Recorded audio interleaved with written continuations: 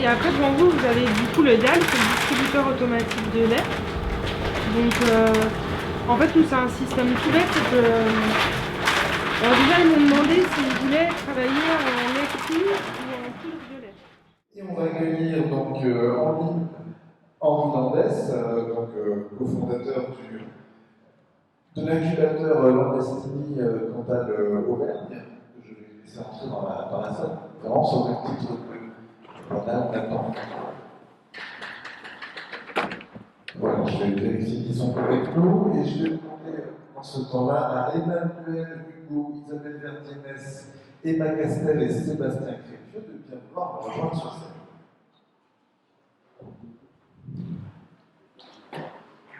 Bonjour Henri, bonjour Nathan. Nathan, ce sera pour tout à l'heure, mais tu peux évidemment rester pour assister à cette séquence-là. Hop. Bonjour. Donc Nathan Fréret, bonjour Henri. Nathan, est-ce que tu peux nous dire un mot pour être sûr qu'on t'entend bien? Oui. Super. Nathan Fréret est le CEO de Fermi. Il vous dira ce que fait Fermi, en l'occurrence, à la fin de cette séquence. Sébastien Crépieux est le fondateur d'Inverse. Il va nous dire qu'il est également ambassadeur pour tout le Grand Sud-Est de la Ferme Digitale, qui est la plus grosse fédération de start-up agricoles. Emma Castel, elle est directrice ici même à Aurillac de l'incubateur Landestini Cantal Auvergne. Et elle nous dira, puisqu'elle vient d'en inaugurer tout ce week-end la dernière version, de nouveaux locaux, de nouvelles activités, de nouvelles entreprises incubées. Elle va tout nous dire là-dessus. Isabelle Verdiennes, donc travaille ici même à l'IDRAE, à l'UMR Fromage, et Emmanuel Hugo est le président du centre IDRAE Clermont-Auvergne-Rhône-Alpes. On va peut-être commencer avec vous, Emmanuel, sur justement une sorte d'état de l'art en matière d'innovation agricole suite au salon de l'agriculture. Quelles sont les grandes tendances et puis peut-être les signaux faibles des technologies de demain? Alors, je ne vais peut-être pas répondre tout de suite à la question.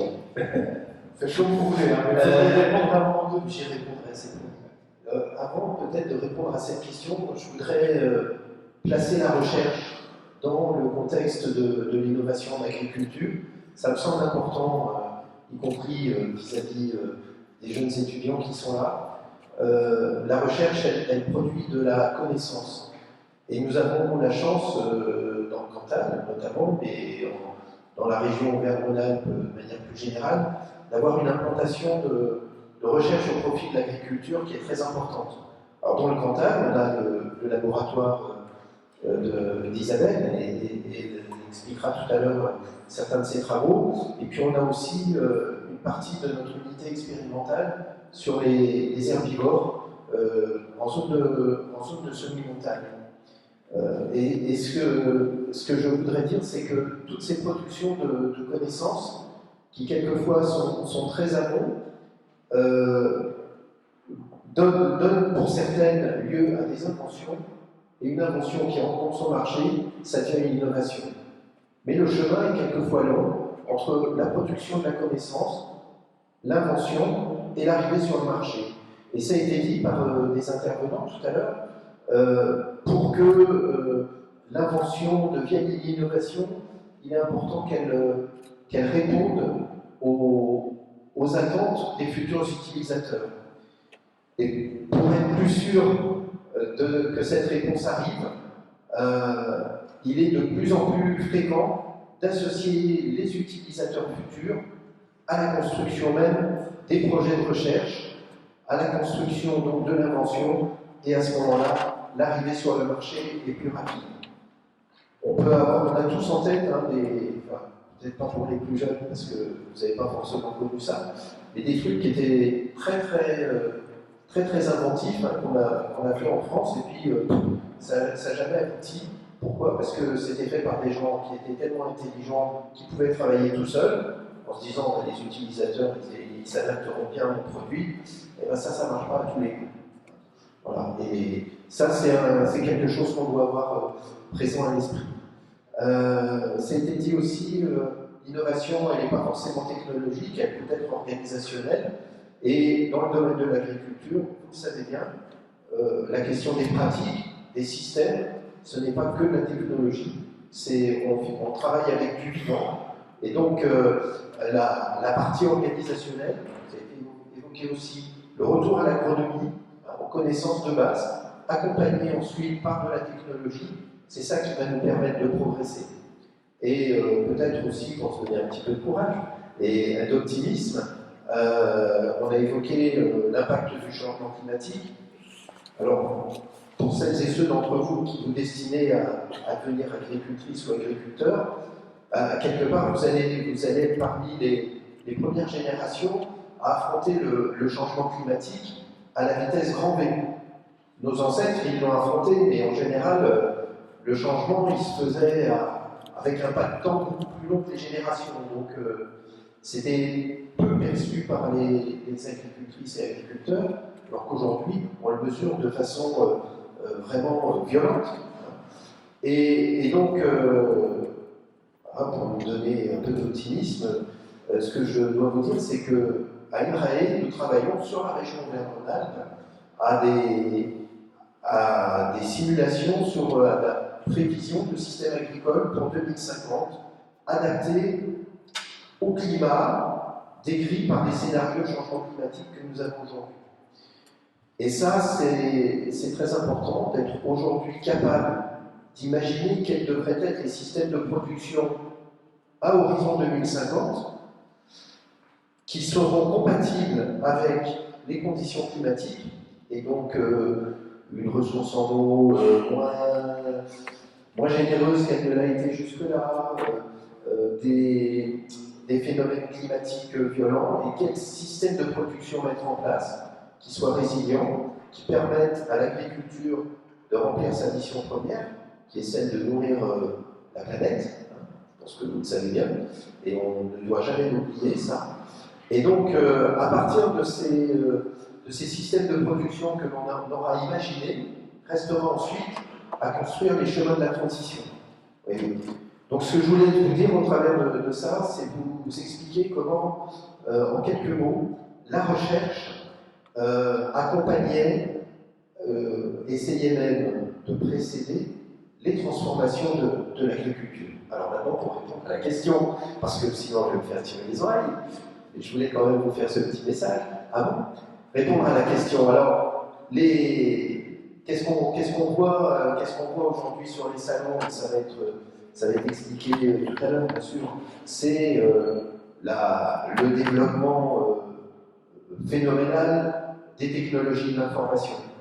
Technologies de l'information qui vont permettre à la fois de faciliter la gestion, qui vont permettre aussi d'orienter la décision, hein, d'échanger aussi sur les bonnes pratiques, aussi d'échanger, peut-être encore une petite, un petit détour là sur innovation, technologie, économie, et quelquefois qui dit nouvelle technologie, dit coût plus important d'accès aux équipements, tout l'intérêt de favoriser les échanges et tous les dispositifs qui s'appuient sur les réseaux sociaux, qui permettent de partager les moyens, qui permettent de partager les connaissances, ce sont des choses qui se développent et qui sont très importantes. C'est aussi des outils de prévision de météo. L'agriculteur et l'agricultrice, ils sont tout à fait, comment dire, pas esclaves, mais en tout cas soumis aux aléas de la météo. Donc tout ce qui permet des prévisions à court, moyen, long terme, plus précises en termes de localisation, c'est tout bénéfice aussi pour les agriculteurs. Et puis, d'autres aspects, évidemment, sur lesquels nous, INRAE, nous sommes très présents, c'est le développement de la robotique. Et le développement de la robotique, alors on l'a dit tout à l'heure, dans l'élevage, le robot de traite, le robot pousseur, etc. Mais c'est aussi le robot pour les grandes cultures, c'est aussi le robot dans le domaine de l'élevage, alors c'est des travaux Et là, vous savez que dans le Cantal, vous êtes en première ligne. C'est les travaux qui sont en cours aujourd'hui pour faciliter la détection la plus précoce possible et l'intervention la plus précoce possible sur les dégâts liés au râteau-pied. Hein. Donc,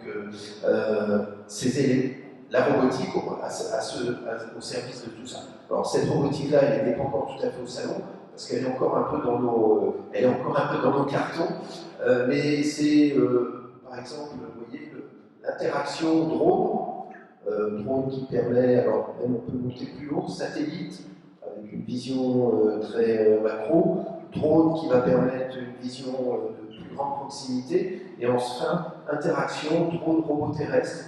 Alors, nous, on travaille dessus aujourd'hui pour la détection et l'élimination des râteaux-pieds, mais c'est aussi le drone qui va permettre des détections de maladies, des détections d'adventices, et ensuite commander le robot terrestre pour réaliser des actions. Voilà, j'espère à peu près répondu à la question. Oui, bon, je ne peux pas dire le contraire du niveau d'expertise que Emmanuel peut déployer. Merci, donc on retient les solutions d'intelligence collective, partage de la connaissance, on retient tous les outils liés à la gestion du climat, en tout cas à de la prédiction et de l'adaptation au changement climatique, et le champ encore très largement à investiguer de la robotique et de la synchronisation entre les différents robots, qu'ils soient volants, quels qu'ils soient. On va rester sur cette vision des grandes tendances nationales avec Sébastien Crépieux, qui est donc le fondateur d'Inverse, et que je vais inviter d'abord à présenter Inverse avant de vous présenter la ferme digitale. La ferme digitale qui, pendant les 10 jours du Salon de l'agriculture, a tenu, je crois, plus d'une centaine de conférences. Voilà, donc c'est une machine en matière d'innovation agricole. Bonjour à tous, merci. Merci en tout cas de m'avoir invité. Donc, alors, quelques mots sur Inverse, on va parler vraiment de la ferme digitale.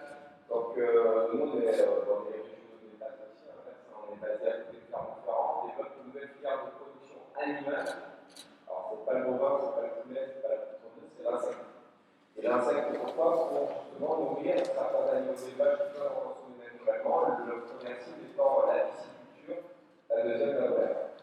Voilà, donc on développe cette filière depuis maintenant 7 ans en Auvergne, avec plusieurs bâtiments agricoles qui sont nés. On est organisé comme une filière assez classique, comme le poulet, on est des œufs, on est reproducteur, on s'occupe de la génétique. On fait pondre les insectes, alors je ne vais pas plus vidéo ici pour que c'est la ferme digitale. On fait pondre les insectes, on fait le job. On livre des doses de démarrage de l'agriculteur, ça sur la difficulté, en termes de taille, et puis ils font l'engraissement sur un mois.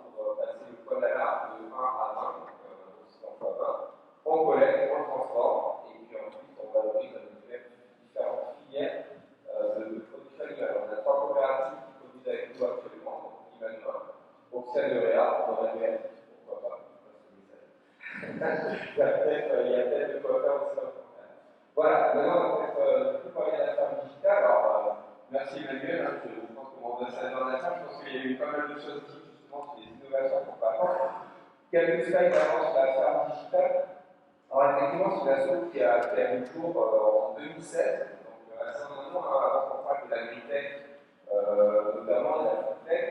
L'idée c'était de plusieurs fondateurs, c'était de regrouper des innovations qui commençaient à arriver dans le monde de la start-up, dans le monde agricole.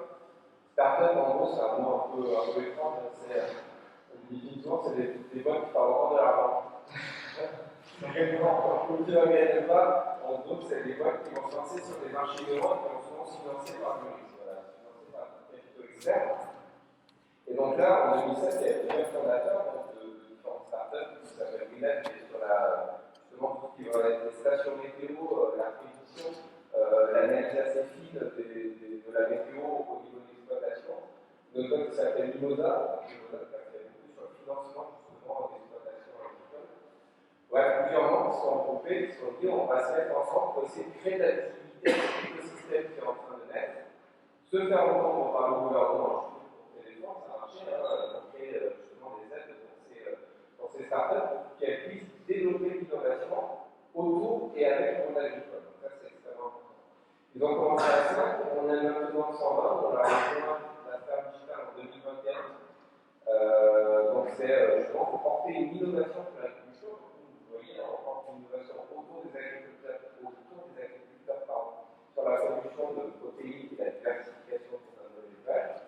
On va voir après les types de startups qui sont dans ce domaine. Le défi de cette asso, c'est de promouvoir l'innovation et le numérique pour une agriculture qui est performante, bien sûr, sur le plan environnemental et économique pour l'agriculteur, et vous verrez qu'il y a beaucoup de solutions autour de ça, qui est durable pour le métier d'agriculteur et la planète. Là, il y a beaucoup de solutions qui sont portées autour de l'agroécologie, de la santé des sols, de la fertilisation notamment, du suivi des cultures, du suivi parcellaire, des rotations, etc. Une agriculture qui est citoyenne, donc en rapprochant les producteurs et les consommateurs. Donc là, on va avoir notamment un des beaux exemples sur la pisciculture, un rapproché de pisciculture durable, justement, pour faire du consommateur avec des nouveaux modèles de distribution, recevoir son panier de poissons, justement, toutes les semaines, ça en fait partie. Et innovante, rendre accessible et politique, innovation au plus grand nombre. Donc là, sur la communication des réseaux, de tout ce qui va être la diffusion de l'information sur l'agriculture, la diffusion sur les bonnes pratiques. Alors oui, on parlait du partage de la connaissance, les LF Days et ce que vous trouvez aussi sur YouTube, la ferme digitale, effectivement là c'est précieux. Alors moi je ne comprends pas tout à chaque fois, évidemment, des fois c'est un peu pointu, mais ça vaut vraiment le coup de s'y intéresser et de se plonger là-dedans pour comprendre ce qui est vraiment en train de se passer en termes d'innovation. Tout à fait. Donc on va passer cette décalage pour juste arriver au matin. Donc, au salon d'agriculture, effectivement, l'innovation, et je vous dis bien les différents grands pôles. Donc au salon d'agriculture, nous étions 60 entreprises du secteur à présenter des innovations. L'innovation se regroupe dans les grands secteurs que vous voyez là. Donc, justement, il y en a qui ont été cités par Emmanuel. Alors, je dirais la grande beauté cette année, à commencer par ça, c'est le carbone. Encore l'an dernier, sur le salon de l'agriculture, on parlait très peu du carbone en agriculture. Ça y est, il y a beaucoup de choses qui ont bougé dans ce domaine-là. Et si ça bouge d'un point de vue réglementaire, si ça bouge d'un point de vue valeur aussi du carbone, ça bouge au niveau d'entreprises qui viennent pour apporter des marchés aux agriculteurs. Là, vous voyez, il y a 5 pôles en haut, Farmer, Carbone, etc. Genesis, qui sont développés sur du diagnostic autour justement des itinéraires techniques et des économies que vous pouvez faire vous en tant qu'agriculteur sur votre exploitation en termes soit de stockage carbone, soit d'économie carbone, et de trouver en place des crédits de la rémunération, c'est le marché du carbone volontaire, qui vont vous payer, et ça arrive jusqu'à 80-100 euros hectare sur du stockage assez fort, il y a 2 tonnes de CO2 par hectare stocké, qui sont payés dans l'agriculteur pendant un plan qui peut durer jusqu'à 5 ans. Parce que ça renvoie aux aménités entre guillemets des territoires ruraux, leur contribution à la décarbonation. Mais est-ce qu'on peut faire un petit focus là-dessus? Parce que c'est vrai que c'était très gros, comme on dit, au salon de l'agriculture. Est-ce qu'on peut faire un petit focus, essayer de faire un peu de pédagogie là-dessus, même si c'est pas votre cœur de métier chez Eclairs, mais essayer de nous donner un exemple, c'est-à-dire comment ça marche effectivement, comment une exploitation stocke du carbone et comment elle se fait rémunérer pour ça aujourd'hui. On a fait les bilans carbone, on a fait la solution Magnififarm pour nos 3 éleveurs actuels. En gros, vous faites le bilan à une année donnée, donc on a fait le bilan 2021, donc avec tous les itinéraires techniques. Donc, pour rotation, c'est assez fastidieux parce qu'elle est connectée à toutes les déclarations pack-off. On arrive à télécharger un grand nombre de données, vous allez rentrer vos consommations de carburant, vos tracteurs, alors ça aussi, vous pouvez essayer un peu vos tracteurs. Et puis à partir de là, vous allez faire un plan, justement, votre plan d'évolution sur les 5 années à venir, 2022, 2027. Donc, nous, il y a peut-être beaucoup d'intégration de la nouvelle année de production, de l'insecte, avec un grand intérêt pour nous de l'insecte, de pouvoir utiliser, de pouvoir produire énormément de déjection. Donc, c'est intégré dans le système. Donc, il rentre dans le bilan. Au-delà de ça, il y avait un des agriculteurs avait justement changé d'itinéraire technique sur toute une partie de son exploitation, donc il passait de conventionnel à lourd, donc avec des réductions d'intrants assez fortes qui sont aussi calculées. C'est un calculateur qui a été développé par Agro-Transfert, donc calculer la réduction de carbone. À l'issue de ça, ça vous donne un temps de réduction sur 5 ans. Ça vous dit combien de tonnes de carbone stockées à l'hectare. Et là, ça c'est l'intérêt des startups de carbone, bien sûr le ça va être de mettre en relation ces crédits carreaux, trouver des acheteurs. Trouver des acheteurs. Ça peut être n'importe qui, ça, ce qu'on appelle le marché de carbone volontaire. Ça peut être un gros prestataire pétrolier, par exemple, type Total, type Shell, type Total, qui sont prêts à acheter du carbone assez cher auprès des agriculteurs pour justement améliorer leur bilan environnemental, leur responsabilité sociale et environnementale, et donc ils sont prêts à payer jusqu'à 50% la tonne de carbone. D'accord. Donc un gros train d'auto-évaluation, mais qui vaut la peine, puisqu'ensuite on peut automatiser ces différents critères, les faire évoluer. Finalement, c'est la première saisie qui pèse. Oh oui, oui, elle prend le diagnostic avec l'exploitation entre une demi-journée et une journée, la première. Et après, Comme ça, c'est énorme. Non, plus facilement, parce que la plupart des données, vous les avez, elles sont souvent déjà informatisées. Pour avoir échangé avec ces startups au sein de l'agriculture, ils cherchent des exploitations cantaliennes parce qu'il y a un gros trou dans leur carte. Et voilà, pas bon entendeur. Très bien. Donc le carbone, premier big buzz, si on peut dire. Voilà, c'est le buzz du salon, là, C'est clair. avec cette start-up autour de ce secteur qui était présente.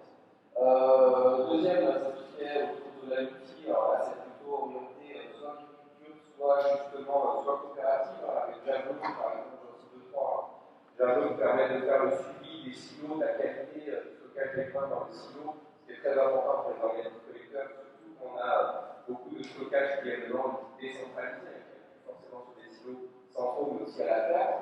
On a Winnet, dont je parlais sur les stations météo. Beaucoup de startups aussi, d'entreprises sur l'agroécologie. Là aussi, c'était souvent peut-être du salon d'agriculture. Certaines qui vont promouvoir l'installation de nouveaux agriculteurs sur des fermes agroécologiques, donc c'est le cas de Fraises et des Noix, par exemple. D'autres qui vont promouvoir des solutions pour les sols. Nicofito, par exemple, la cité, dans le quartier d'Est aussi.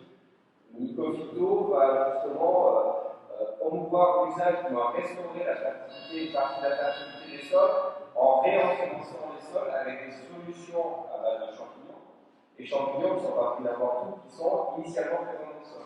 En gros, ils vont les amplifier, permettre de les mettre au niveau des cultivars, au niveau des plantes que vous allez mettre. Pour l'instant, c'est beaucoup adapté à la vie et aux aromatiques, à des espèces, à des variétés qui ont quand même pas mal de valeur ajoutée, voilà. Mais on espère que ces solutions pourront arriver dans ces agricultures et restaurer la qualité et la fertilité des sols. En fait, c'est une théorie. L'agriculture est extrêmement importante pour justement garder cette possibilité, cette fertilité. On avait ensuite tout le domaine de la gestion, ça c'est connu, en tout cas, et c'est améliorer la performance, améliorer le suivi. Une super solution, c'est Baobab, par exemple, qui est très adapté élevage, très adapté élevage multisite. Gestion, justement, on parlait tout à l'heure aussi des essences, des cheptels, déclaration en ligne, ça vous facilite la vie avec plusieurs agriculteurs et là, faire que je signe, ça va me simplifier la vie administrative aussi. Donc, il y a tout ce niveau-là, pour les réseaux d'innovation, c'est un peu différent. Promouvoir les circuits courts, donc promouvoir la commercialisation directe de vos produits avec des solutions contrôlées plutôt sympas, enfin voilà. Que vous appelez à votre faire pour faire la transformation directe des petites conserveries, des productions de yaourt. Bref, on va aller vraiment sur les circuits. On va mettre autour pas mal de solutions comptables, vous facilitant la vie, Zopléo, justement. Voilà, ensuite, on met en place les cas. Qu'est-ce qui resterait l'agrivoltaïsme, bien sûr, vous avez aussi des solutions de tout ça. En réel, qui essaie sur des zones très chaudes aussi, dans la culture de valeur ajoutée, des grandes ouvrières photovoltaïques, pour pouvoir à la fois lutter contre le gel dans certains cas, donc ça refaire quasi la parcelle et lutter contre les chaleurs excessives et la sécheresse l'été, tout en faisant une photovoltaïque. C'est des solutions qui sont quand même très adaptées, alors plutôt fruitiers et vignes encore, et vignes, on ne pense pas tout à fait autorisé sur certaines appellations, mais ça y viendra. Et puis les fermes technologiques verticales, alors là, avec des acteurs qui sont plutôt une interface entre l'agriculture urbaine très contrôlée, c'est-à-dire sur des fermes verticales, et l'agriculture avec pour certains des volontés de passer jusqu'à l'agriculteur, comme la méthanisation à un temps, qui était réservée à des grands acteurs, mais qui arrive maintenant dans les fermes. Voilà pour le panorama, vous trouvez beaucoup plus d'informations Mais voilà, je ne peux pas parler sans la start-up. Et Idvers, vous êtes dans quelle catégorie? On est dans la solution pour l'agroécologie. Nous aussi, je crois qu'on est dans une nouvelle filière, ça marche pas, il y a des temps, c'était ça. Je sais même pas, c'est une bonne question, on est tout seul, on est plus beau soin qu'on a. C'est un peu partout. Et non, je sais pas. D'ailleurs, ça va être c'est une bonne question, je pense que le mapping, il n'est pas trop. Donc, c'est vrai que je ne vois pas. Et il y a un truc qui m'a interpellé, c'est ces fermes technologiques et verticales. De quoi il s'agit? Alors, c'est ce dont je parlais. Alors, ce sont, par exemple, si on prend Jungle ou Futura Gaia, ce sont des grandes fermes qui vont faire de la culture légumière, principalement dans des conditions hyper contrôlées. On a entendu parler à un moment de fermes dans des containers. Donc là, c'est l'échelle du dessus dans des grandes usines hyper contrôlées avec des gens qui vont faire pousser des salades. Voilà. Vous allez comprendre que je ne pense pas forcément. C'est pas ton préféré. Par contre, là-dedans, il y a aussi Agriloops, il y a des gambas en aquaponie, qui produisent ce qu'il faut pour le resto, parce que les végétaux vont faire la salade, les gambas aussi avec, et c'est des fortes valeurs ajoutées, c'est une super bonne idée, moi je trouve. Tout à fait, oui. Effectivement, là, c'est une excellente idée. Oui, je parlais tout à l'heure de Sylvie, il y a effectivement ce dont je parlais pas, c'est Pascal. Vous me faites penser en parlant des gambas, donc Pascal qui a restauré le lien vers la chaîne directe vers les déchets, en développant un nouveau modèle organisationnel, un circuit court, où là, vous êtes livré en chronophage, direct du pêcheur au consommateur. Donc, ce sont des systèmes d'abonnement qui permettent aux pêcheurs aussi de voir en terme, et puis vous avez la pêche du jour. On ne choisit pas que les poissons nobles, alors vous apprenez à choisir des poissons plus courants. Et ils sont aussi dans le Cantal, il y a une vingtaine d'abonnés à Aurillac par exemple déjà. D'accord. Alors derrière la ferme digitale, il y a des hommes et des femmes, pour le coup, hein, donc 2023, nouveau bureau élu. Tout à fait, donc avec le changement de la continuité, ça a changé la continuité avec toujours Jean Leroy qui porte très bien justement le message de la ferme digitale. Et la force de cette association, justement, on a pu le voir au sein de l'agriculture, c'est de réussir à attirer les élus, les ministres pour parler de ce besoin qu'a l'agriculture d'innovation. Et bien sûr, et on n'est pas les seuls, la ferme digitale, on est 120 pour les startups, des entreprises autour de l'innovation, il y en a bien plus. Justement, de porter ce message pour qu'après, il y ait aussi des appels d'offres et des financements d'État pour promouvoir les innovations et ensuite les diffuser. Voilà, et puis on est répartis, donc ça c'est la nouveauté de cette année en quelques régions. Alors j'ai hérité du Cap Sud-Est. Belle région. J'ai fait quelques Le sud-ouest, c'était pas mal non plus. Ça va cinquième de la France. Ouais. Avec la vente la plus éloignée, dont je parlais tout à l'heure, Micofito, qui est à Grasse. Donc pour aller les vendre, c'est pas facile. Ben non, parce que t'as les Corses aussi. Alors il y a que la France, on a pas de. Pour l'instant, t'as pas encore de start-up. Il n'y a pas encore de start-up. Voilà, et donc on est parti justement pour essayer de faire vivre cet écosystème. Donc on fera un des premières visites justement chez nous pour les petits start-up de la région. Voilà, les anneaux. Donc voilà, c'était le salon de cette année avec justement les 60 startups représentées sur le salon avec un stand. Donc on va terminer avant les 800 mètres carrés. Pas mal, mais c'est vrai. Super, merci beaucoup Sébastien. On va rester dans cette dimension nationale. Je vais donner la main à Nathan, parce que Nathan a exposé justement au sein des espaces de la ferme, il me semble. Je vais donner la main à Nathan pour lui permettre de faire sa présentation. Puis ensuite, avec Isabelle, Emma et Henri, on va venir vers l'échelle plus locale ici. Voilà, Nathan, tu as la main. Est-ce que vous m'entendez bien déjà? Ouais, nickel. Parfait. Merci beaucoup tout d'abord pour l'introduction de cette activité. On a pas mal synergie avec ce qui vient d'être dit sur l'innovation et sur le côté avec un digital et au salon, puisqu'on a fait notre lancement cette année au salon. On a été très dans le même rôle et on a eu c'est un peu haché, pardon, je t'interromps, c'est un petit peu haché, tu es peut-être un peu loin de ton micro. Ah, alors, je peux faire plus proche de ça. On va essayer. Très bien. Donc voilà, nous, on avait une cinquantaine au salon où on a fait le but de Fermi, pour le faire en résumé, c'est qu'on a créé une machine de transformation laitière qui est 100%. Donc le but, c'est que c'est un conteneur qui est positionné à la ferme, à côté de ça passe les fermes bovines, et qui transforme le lait et l'huile du lait. Et donc ça va aller du yaourt, Saint-Marcelin, Saint-Félicien, jusqu'à la en passant par du fromage. Tout ça est mis de manière sensorielle. Pas au cours C'est vraiment un jeu d'acteur. C'est que la micro-caisse, il faudrait qu'on essaye, je ne sais pas si tu as ça à disposition, parce qu'on a un mot sur deux là. Voir peut-être au niveau de ton réseau. Voilà. Parce que pour l'instant, on n'a pas eu ce type de coupure. Oui, oui, ça c'est. Jusque-là, on est bon.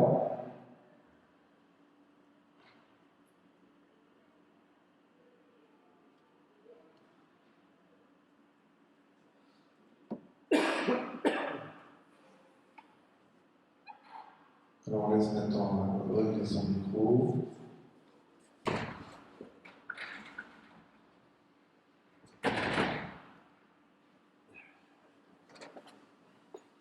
Parce que comme on parle de fromage, je pense qu'Isabelle sera intéressée de savoir ce qu'on propose. Alors, on va essayer.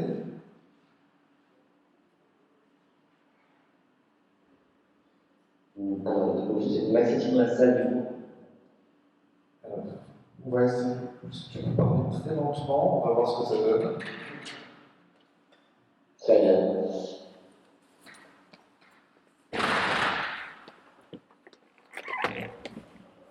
Alors, on t'entend que tu as coupé ton micro.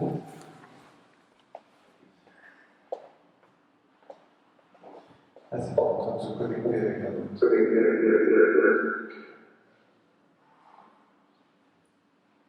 Là, vous m'entendez mieux? Et parfait. Génial. Comme je vous disais, donc, le but de Fermi, c'est vraiment de créer ce conteneur de transformation 100% autonome. Donc le but, c'est qu'on a un conteneur qui fait 1,50 m, qu'on met à côté de l'étable, et le lait rentre encore chaud, et est transformé de manière 100% autonome en toute une série de produits. Et donc, en effet, il y a du fromage, mais il y a également des yaourts, du fromage blanc, de la crème, de la glace. Voilà, c'est le premier atelier 100% autonome et multi-produit. Donc Fermi, vous parliez tout à l'heure de recherche.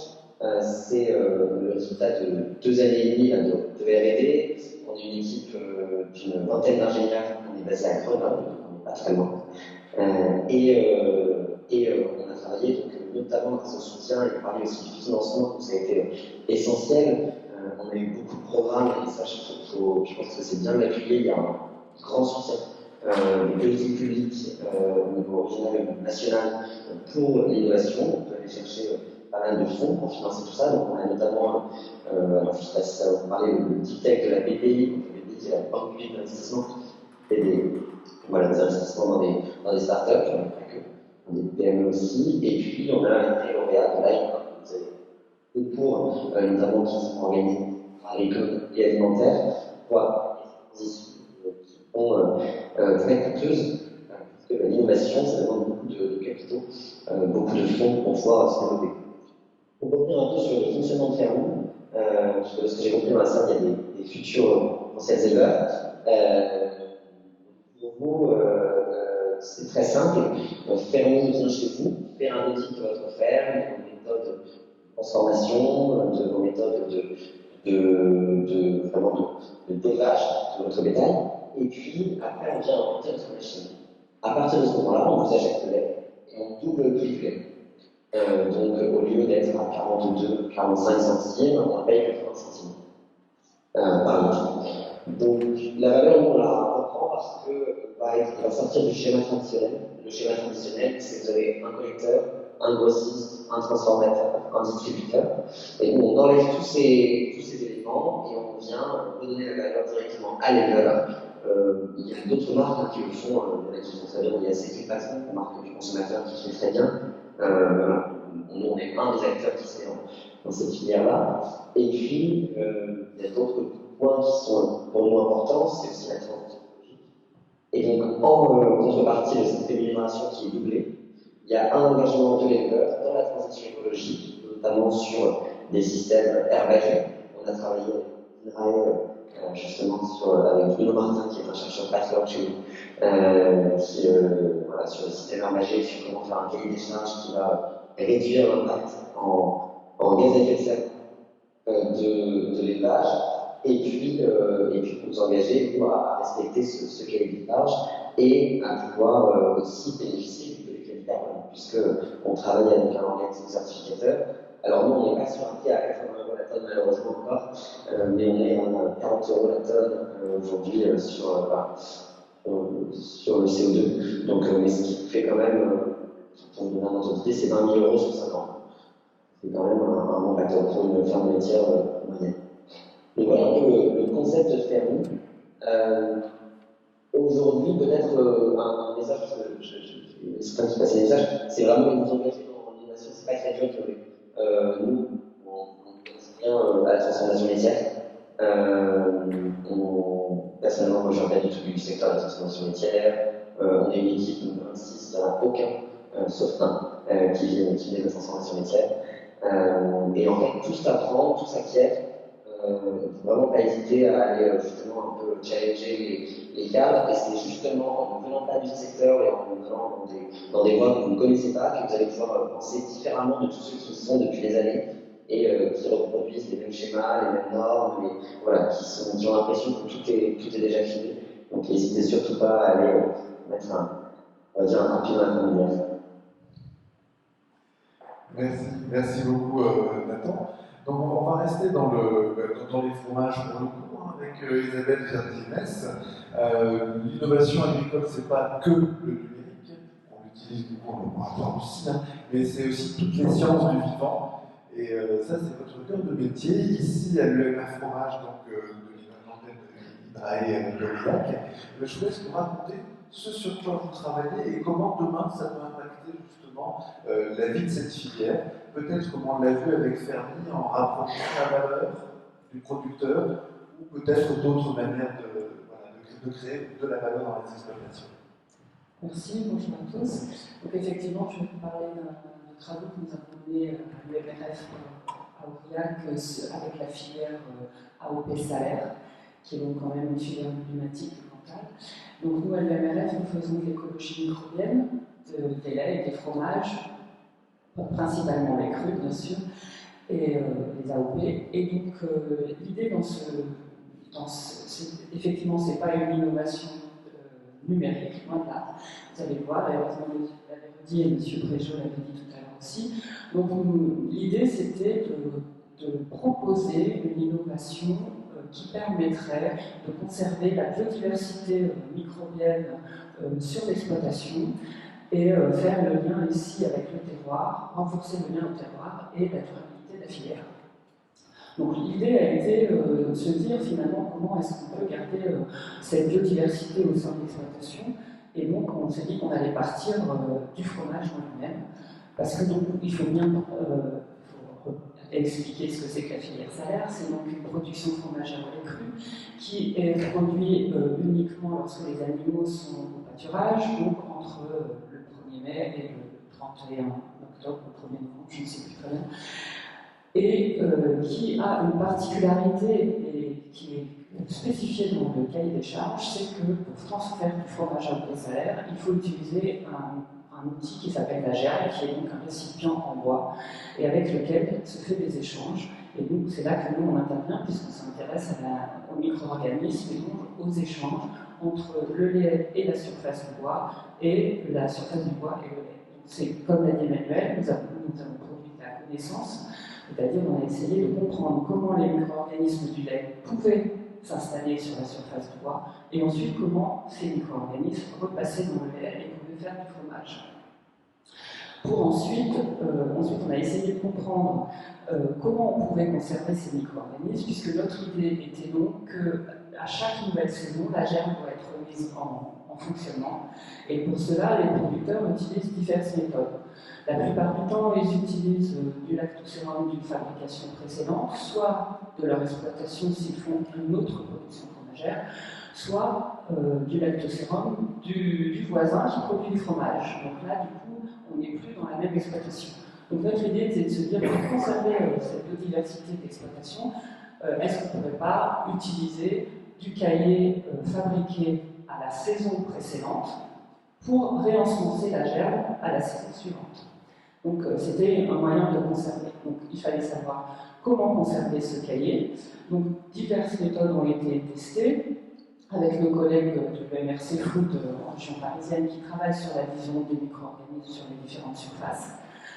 Et donc on avait conservé du caillé du fromage non salé, on l'a conservé dans différentes, soit tel que, soit avec un cryoprotecteur et à différentes températures de conservation. Et il s'est avéré que finalement, la conservation du caillé au congélateur de Monsieur Tout-le-Monde à moins 20 degrés fonctionnait très bien.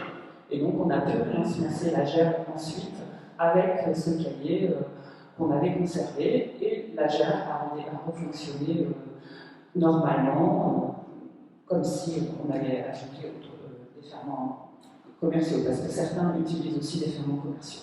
Donc voilà. Donc là, c'est des travaux qu'on a présentés au Salon de l'Agriculture, qui sont tout récents, qui n'ont pas encore été publiés et qui n'ont pas encore été mis en œuvre sur le terrain, parce que je rappelle que ce projet a été mené avec et pour la filière AOP-Salaire.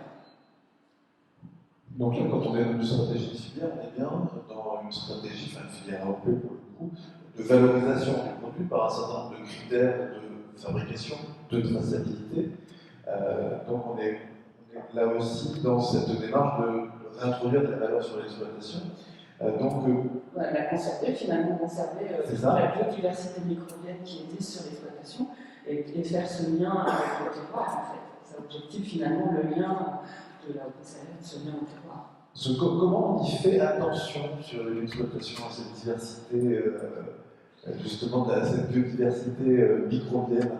Parce qu'on peut, enfin, ça dépend des pratiques qu'on peut avoir. On imagine que voilà, si on utilise des pesticides, si on utilise des choses comme ça, on va dégrader cette diversité. Oui, Enfin, voilà, comment demain on peut faire attention sur cette exploitation à cette diversité microbienne? Il y a toutes les pratiques de production, notamment au niveau de la traite, qui peuvent intervenir. Voilà, bon, mais je pense que dans le système AOP-Salaire, qui est quand même un système où il y a peu d'intrants, finalement, les animaux sont à l'herbe, et en général, à moins qu'ils fassent un temps très défavorable, les animaux ne sont pas très sales finalement. Donc il n'y a pas besoin d'utiliser beaucoup de produits nettoyants. Et puis je pense que toute la gestion des prairies, ceci étant, ce n'est pas mon domaine, donc je m'avance un peu, mais toute la gestion des prairies est très importante également dans les flux micro-organismes en fait, parce que finalement, il y a aussi des micro-organismes dans les prairies qui peuvent ensuite arriver sur les trayons des animaux qui, lors de la traite, finalement, les micro-organismes vont aussi passer dans le lait. Et le lait n'est pas stérile quand il sort du blanc. Voilà. Donc il y a tout cet ensemencement-là. Mais l'idée est de conserver la biodiversité de l'exploitation. Merci beaucoup Isabelle. À présent, focus sur l'incubateur Landestini Cantal-Auvergne avec Emma Castel ici avec nous, merci Emma, et Henri Landès quelque part en Haute-Loire. La jungle de Haute-Loire. Comment dis-tu? La jungle, comme vous voyez derrière moi. C'est ça. Donc cette aventure peut-être rappeler sa genèse et puis suite à l'inauguration de ce week-end, donner quelques clés pour savoir comment on peut travailler avec l'incubateur et quel est son programme d'activité sur les années qui viennent. Merci. Donc je suis Emma Castel, directrice de l'incubateur. On a démarré le programme il y a 3 ans maintenant et on est fiers d'avoir ouvert officiellement la semaine dernière le premier tiers-lieu pour l'innovation agricole dans un lycée agricole pour la région. On est un espace de rencontre professionnelle pour stimuler l'innovation et stimuler le penser autrement, qui a été beaucoup dit. Je ne vais pas en rajouter sur les différentes formes d'organisation, d'innovation technologique, technique, sociale, organisationnelle. Je vais insister sur le social, peut-être qui a été moins appuyé. L'idée, c'est aussi de travailler différemment entre nous et pour arriver à des nouvelles innovations. Peut-être que je vais revenir sur l'usage du numérique aussi avant d'expliquer ce qu'on fait à l'incubateur et en termes d'innovation pour le territoire. Ce qu'on a constaté depuis notre installation ici depuis 3 ans, c'est que le numérique sert aussi au rayonnement du territoire et largement au rayonnement des métiers d'agriculture et des métiers qui sont en rapport avec la terre, tout simplement. Notamment pour toucher de nouveaux publics depuis nos territoires isolés et pour attirer de nouvelles personnes vers l'agriculture. C'est notamment grâce au numérique qu'on arrive avec la Chambre d'agriculture à déployer un programme pour la transmission des fermes, notamment des GAEC. C'est ce qui permet à Anthony, que je vois là, de témoigner devant des coachs en reconversion et des dirigeants d'entreprises partout en France depuis différents espaces et puis de parler du métier d'agriculteur et de l'accessibilité du métier selon certaines conditions. Ça nous permet aussi de relier les gens pas seulement vers l'extérieur, mais aussi vers l'intérieur. Puisque on a au sein du tiers-lieu un conseiller numérique en service qui anime des groupes d'agriculteurs et qui leur transmet des savoir-faire tout simples comme créer et gérer un groupe WhatsApp ou savoir s'envoyer des mails et des pièces jointes et organiser son agenda pour être plus efficace à la fois sur l'exploitation mais aussi dans les rendez-vous collectifs. C'est des choses qui paraissent toutes simples, qui sont essentielles au territoire et à tout territoire rural. Et enfin, peut-être que je voudrais insister sur le numérique en termes d'apport sur l'innovation dans tout ce qui est miniaturisation actuelle et puis gestion des données, puisque ça nous ouvre en fait un champ des possibilités très grand, notamment pour les questions logistiques qui sont hyper importantes chez nous, dans des territoires peu denses, avec des tout petits volumes, pour à la fois agréger des volumes, utiliser des flux logistiques existants, utiliser des flux logistiques qui ne sont pas considérés comme de la logistique, mais des flux de voitures, notamment individuels, tous les systèmes de captage, de température, de suivi des colis, des caisses, etc., qui appellent en fait à des innovations très grandes et qui peuvent être vraiment de rupture pour toute la ruralité. Et les derniers points, parce qu'on parlait effectivement d'analyse biologique et puis de microbiote, toutes les innovations en fait en termes de capacité à analyser des données biologiques, à analyser les génomes, à aller de plus en plus vite, à répliquer, etc. Ça nous permet en fait d'avoir des innovations de pointe dans la gestion du microbiote, la gestion des ferments et toutes les innovations qui sont au service du monde végétal, de l'agriculture, que ce soit des sols à la production et jusque dans la protection de l'environnement. Donc le numérique et toute l'innovation en fait qui est liée à ça, elle est aussi, elle n'est pas seulement dans les champs et avec les robots qu'on voit, mais aussi sur toute la chaîne. Et c'est ce qui est en train de se passer en tout cas à Aurillac avec beaucoup d'acteurs qui se mobilisent sur ces questions du microbiote. Voilà ce que je voulais rajouter sur ces questions-là. Et donc l'idée du tiers-lieu, c'est de s'intégrer dans le réseau des tiers-lieux qui existent déjà sur le territoire. On a un maillage des tiers-lieux qui permettent de pouvoir travailler et de pouvoir innover et se déplacer sur le département de façon assez simple, de pouvoir mixer d'autres activités, parce qu'on est sur des modèles agricoles maintenant qui sont assez hybrides, où on a des agriculteurs qui sont des éleveurs bovins et qui viennent faire de la représentation, Anthony, je te regarde encore, mais C'est aussi ce qui se passe dans les JA sur différentes formes de représentation. Et on est tous amenés, même les agriculteurs, à travailler derrière notre smartphone, derrière notre ordinateur, et avoir des espaces où on peut se poser avec une bonne connexion et dans un endroit calme pour rencontrer des gens en physique et en virtuel, c'est essentiel. Et ce sont aussi des espaces, les tiers-lieux, où on peut faire rayonner les savoir-faire du territoire avec des formations qui sont diffusées à plusieurs endroits. Ici, on a un bon exemple. Dans la salle, on est une cinquantaine et on sait que derrière, avec la rediffusion sur les réseaux sociaux en live et puis en différé, on va pouvoir toucher des centaines de personnes en fait. Donc il y a tout ça aussi derrière les innovations numériques qui nous facilitent la vie et qui nous facilitent la visibilité dans les territoires ruraux isolés que nous sommes. Voilà ce que j'avais à dire là-dessus. Alors, quel type d'entreprise on trouve dans la dernière promotion de l'incubateur aujourd'hui à date? Oui.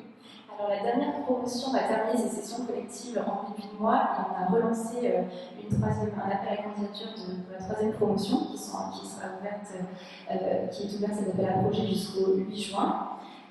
Sur la dernière promotion, peut-être pour faire écho à tout ce qui est dit sur le changement climatique et l'adaptation à la raréfaction de l'eau notamment, on est en train de tester des nouvelles productions dans le nord du Cantal, près du barrage de Grandval au Garabie, des productions lavandières et de plantes méditerranéennes qui viennent rééquilibrer à terme les déficits des exploitations autour, avec une diversification des revenus agricoles.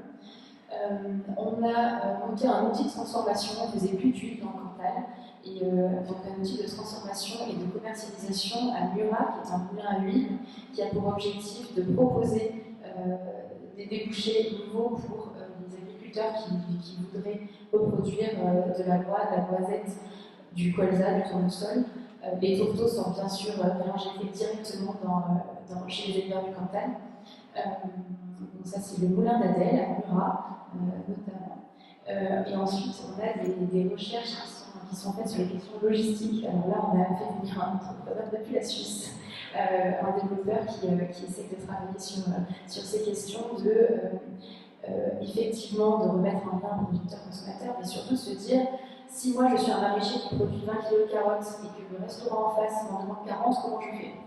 Et ça, c'est des problèmes qui sont récurrents dans le Cantal, l'acheminement de petites quantités et l'agrégation de petites quantités. Donc on travaille sur ces questions-là. Voilà, ça n'est que 3 exemples. Merci beaucoup, merci Emma. Peut-être avec Henri, revenir à la genèse de ce projet-là et des valeurs qu'il y a.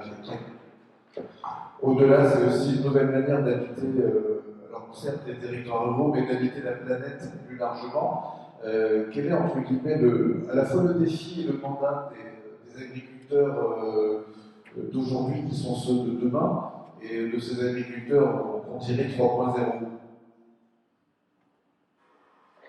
Je vais parler lentement à cause de l'écho. Ça va bien là? Merci Sébastien pour cette question. Ravi de participer au Smart Agri Forum chaque année. Et effectivement, la question est bonne. Habiter la planète d'aujourd'hui, ça veut dire déjà l'aimer au quotidien. C'est simple mais important de le redire. Parce qu'elle est très innovante, cette planète. Ça fait depuis 4,5 milliards d'années qu'elle innove. Les micro-organismes, depuis 3,8 milliards d'années, sont en train d'interagir entre eux et que la biodiversité existe. Et je vais directement sur un point qui est de l'innovation au service d'une agriculture qui valorise financièrement comment elle permet de créer et de régénérer la biodiversité. C'est un champ des possibles très vaste d'innovation de demain. On est en train de réussir à rattraper sur le carbone. Et demain, valoriser financièrement comment l'agriculture est importante pour la biodiversité, c'est de l'innovation qui va être extrêmement percutante et à valoriser. Et là, il y a de l'innovation à faire à la fois sur l'ingénierie financière et sur l'ingénierie de comment on valorise, comprendre la biodiversité sur les terres. Biomonitoring est un exemple, pas juste à l'agriculture, mais comment on évalue la biodiversité de manière innovante, et qui a fait partie de la promotion de l'incubateur Destiny. Alors, à partir de cette biodiversité et de cette interaction avec elle, il y a aussi comment on habite sur un territoire, comme tu le dis Sébastien. Je suis convaincu qu'il faut repeupler les campagnes avec personnes, familles, de petites entreprises, innovation au pluriel, innovation technologique, sociale et organisationnelle d'ailleurs, de repeupler les campagnes avec tout ça pour que l'agriculture soit plus résiliente et attractive. C'est-à-dire qu'on n'aura pas suffisamment de renouvellement de génération d'agriculteurs si on n'a pas aussi des campagnes vivantes, des campagnes revitalisées. Et d'ailleurs, je suis convaincu qu'il va y avoir des villes soulagées et des campagnes revitalisées. C'est-à-dire que les agriculteurs aujourd'hui n'ont pas juste besoin de plus d'agriculteurs, ça c'est essentiel. Ils ont besoin d'innovation qui leur permettent de faciliter leur quotidien et même peut-être arrêter de travailler à 17h de temps en temps, par exemple, ou de partir en vacances, ou alors justement des week-ends. Ça, le numérique est très important pour faciliter nombreux aspects d'être agriculteur. Pas nécessairement le fait de mettre les mains dans la terre ou d'élever les animaux. Là, on a beaucoup le lien direct avec la nature, mais le numérique peut aider à la fois cette partie-là, mais surtout faciliter tout le reste. Mais on a aussi besoin pour les agriculteurs d'avoir tous les autres services et tous les autres aspects de l'écosystème économique et social. Et ça, l'innovation numérique doit être au cœur de ce repeuplement, on va dire, démographique et économique des campagnes, pour que les agriculteurs, qui seront majoritairement quand même dans la ruralité, seront épaulés par une société plus résiliente, plus pleine, plus riche, et que petit à petit, mais quand même assez vite, nous corrigions ce qu'a été non seulement l'exode rural, mais c'est aussi cette vision du progrès qui était de cette densification urbaine. Et si je peux faire un petit bouclage de la boucle, c'était très bien dit tout à l'heure sur comment on valorise maintenant le carbone, le stockage carbone dans les fermes. L'empreinte carbone est très intéressante à comparer entre différentes activités, mais il est malheureusement souvent perçu que dans les villes très denses, l'empreinte carbone baisse, et donc c'est le sens de l'histoire de continuer à voir le progrès sur le plan écologique dans les villes plus denses. C'est une erreur parce que déjà les villes sans une ruralité vivante ne fonctionnent pas, elles n'auront pas suffisamment de services essentiels pour leur quotidien et leur population, mais aussi c'est une comparaison qui vient juste d'un point de vue comptabilité et qui ne prend pas en compte tous les paramètres. Ce rattrapage qu'on est en train de faire sur la valeur, atténuation du changement climatique de l'agriculture, qui sera accompagné par la valeur monétisée, valorisée financièrement de la préservation, de la recréation de la biodiversité, démontre le contraire de cette perception de l'agriculture comme polluante. Et donc, nous devons tous collectivement s'engager dans non seulement réhabiliter les territoires ruraux, parce que c'est aussi une belle façon de vivre, mais aussi pour l'efficacité et l'empreinte écologique plus faible de notre économie au sens large. C'est pour ça que dans notre incubateur en Destiny, nous avons voulu avoir une innovation directement sur l'agriculture. Il n'y avait pas de début facile pour une petite structure qui était la nôtre en commençant, mais aussi beaucoup d'innovation qui est tout ce qui est lié à l'agriculture, et même ce qui peut juste contribuer à l'économie rurale durable, et qui pourrait peut-être dévier un petit peu de l'agriculture et de l'alimentation. C'est le cas de quelques entreprises que nous avons accompagnées. Je vais te laisser rebondir, Sébastien, puisque je ne sais pas à quel point je suis très audible avec cet écho, mais en tout cas, n'hésite surtout pas. C'est un plaisir d'être avec vous. Merci, on t'entend très bien, et du coup, on entend bien ton accent, et on se dit pourquoi le Cantal, pourquoi l'Auvergne. Les États-Unis sont une très belle, des très beaux endroits d'innovation aussi. Il y a des problématiques similaires. Et je n'ai jamais été aussi heureux que je suis sur une ferme en Auvergne après avoir grandi à New York et San Francisco. New York et San Francisco, sorry. Emmanuel Hugo, j'avais envie que vous comptiez et que vous associez à ce que dit Henri sur cette mise en contexte. C'est-à-dire que nous, on focus sur l'innovation agricole, sur les exploitations, et on ne parle pas forcément de l'écosystème rural autour, et de cette vie où finalement les exploitants ont souvent un conjoint, une conjointe qui fait tout à fait autre chose, qui ont besoin eux aussi de scolariser leurs enfants, qui ont besoin eux aussi d'accès aux soins. Est-ce que ce sont des choses que vous regardez à l'INRAE, même si on n'est pas dans la recherche pure, on est presque dans des sciences humaines, et cette question justement des écosystèmes ruraux dont traditionnellement les agriculteurs sont le pilier, le socle, mais qui ne se suffisent pas à eux-mêmes. Oui, alors INRAE s'occupe en partie de cette question-là, hein, effectivement, de la vie dans les territoires et notamment dans le centre Clermont-Ferrand, nous avons une unité de recherche qui porte justement le nom de territoire et qui travaille sur les dynamiques d'évolution des territoires en s'intéressant à différents aspects. Alors ça va aller de traiter les questions des déserts vétérinaires, hein, parce que de l'agriculture, et notamment de l'élevage, s'il n'y a pas de vétérinaire, c'est problématique. Hein. Qui va s'intéresser aussi aux questions de mobilité, aux questions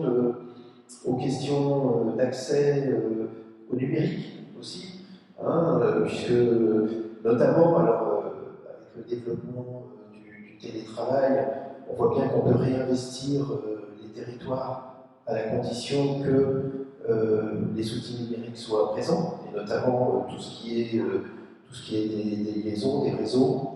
Et on sait que dans la région, et notamment dans le Cantal, il y a beaucoup de choses qui se font, et on voit bien que c'est une des conditions hein, du repeuplement des territoires. Voilà, et ça mobilise à la fois les sciences politiques, la géographie, un peu d'agronomie aussi. Voilà, donc INRAE s'occupe de ces questions-là, puis il y a bien sûr d'autres laboratoires qui ne sont pas forcément sur la région et qui s'occupent de ces questions-là. Il y a un autre aspect qui est important, qui est celui du dialogue de l'agriculture avec le reste de la société. Et ça, c'est traité un petit peu chez nous, quand je dis chez nous, sur notre centre, mais c'est aussi plus largement traité dans d'autres centres, avec la question, par exemple, du dialogue entre agriculteurs et reste de la société. On sait qu'aujourd'hui, on a un sujet qui est très prégnant, qui a été évoqué, hein, c'est celui de l'accès à l'eau, et comment on construit en fait un dialogue constructif entre différents usagers hein, de l'eau, que ce soit les agriculteurs, les industriels, évidemment les citoyens consommateurs qui ont besoin d'eau pour la vie courante, et puis aussi les élus dans leur rôle de conduite de définition et de conduite des politiques. Et ce travail-là, il est fait, enfin, la création d'outils pour le dialogue entre les agriculteurs, l'agriculture et le reste de la société, ça se fait. Alors, notamment, on a une plateforme d'élaboration de jeux sérieux, des jeux sérieux qui peuvent être justement utiles pour construire ce dialogue, faire travailler des différentes parties prenantes hein, autour d'un sujet, chacun dans son rôle, et le faire avec des jeux sérieux. Et puis on a aussi tous les collègues qui travaillent dans le domaine des sciences politiques, qui s'intéressent à ces questions avec une forte dimension évidemment de sciences humaines et sociales. Ok, de premières visions qui se dégagent, de premières actions à inventer. Parce que je sais que la Commission européenne travaille énormément sur cette question, notamment à travers le projet Smart and Eco-Social Villages, à travers la notion Smart Village voulue par les instances européennes comme étant ce point de relation finalement où les agriculteurs reviennent dans la sociabilité. Est-ce qu'aujourd'hui, voilà, côté INRAE, il y a le premier résultat de travaux qu'on pourrait vous immerger? Alors moi, bon, sur les résultats, j'ai évoqué la question des jeux sérieux, parce que je trouve que c'est vraiment c'est un des résultats concrets. Alors ces jeux, ils se construisent au fil du temps. On a aussi autour de ces jeux sérieux tout un savoir-faire qui se développe.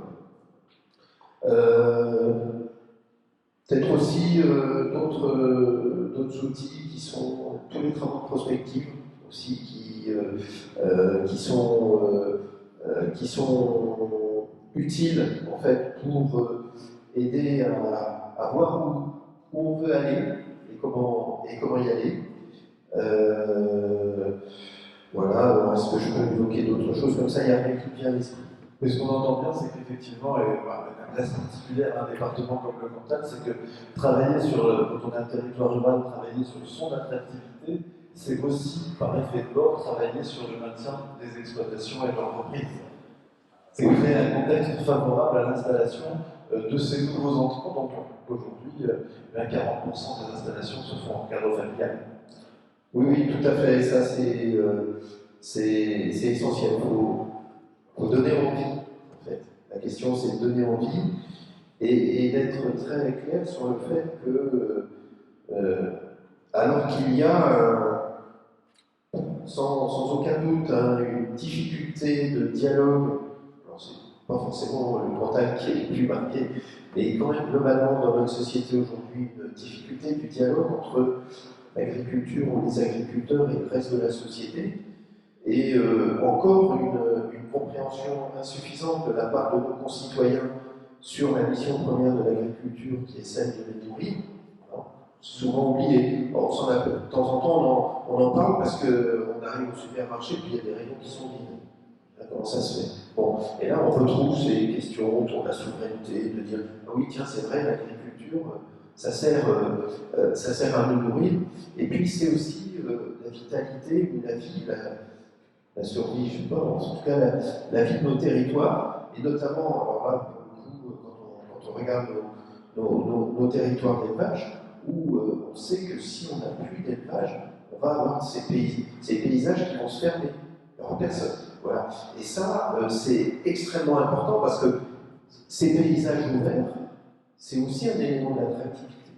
Donc, on voit bien qu'il y a une connexion très forte entre l'agriculture, sa finalité première qui est de nous nourrir, et puis les externalités, comme le maintien des paysages, d'une forme aussi de culture, qui sont très importantes. On a évoqué la question du stockage de carbone qui devient évidemment de plus en plus prégnante. Voilà. Donc c'est tout ce chemin sur lequel nous sommes aujourd'hui embarqués. Merci Emmanuel Hugo. Dernière question à Castel, puisqu'on est dans cette attractivité des territoires ruraux. Est-ce qu'on sait sur les 3 promotions, est-ce que vous saurez nous dire, sur les 3 précédentes promotions, la part des néo-ruraux dans les porteurs de projets? Merci pour cette question, elle est très intéressante. On n'a pas fait le calcul, mais c'est vrai que c'est une bonne question. Je dirais je dirais 50% en fait. Le fait de pouvoir créer son entreprise dans le Cantal, d'avoir un écosystème qui accompagne une communauté de personnes dynamiques autour, je pense qu'on est au moins sur une personne qui reste sur le territoire. Et le fait qu'on est installé dans des îles dans le Cantal, c'est 6 emplois dans le Cantal aussi à temps plein. Voilà.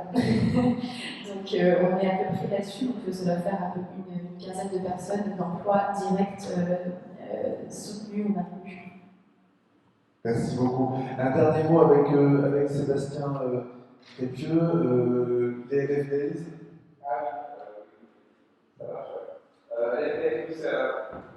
Ça marche. Merci.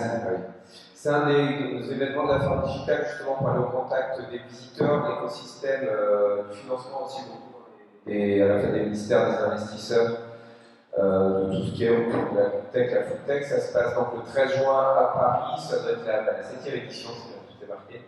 Et donc, on sera présent. C'est un peu une obligation pour tous les adhérents de la ferme digitale qui viennent.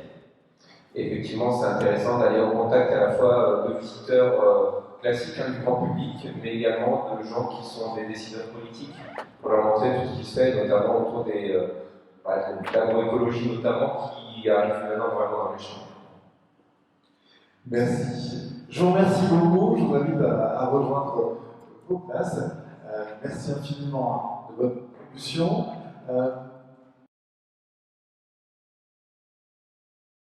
Ça veut dire que la nature de l'installation joue plus que finalement le bonhomme lui-même.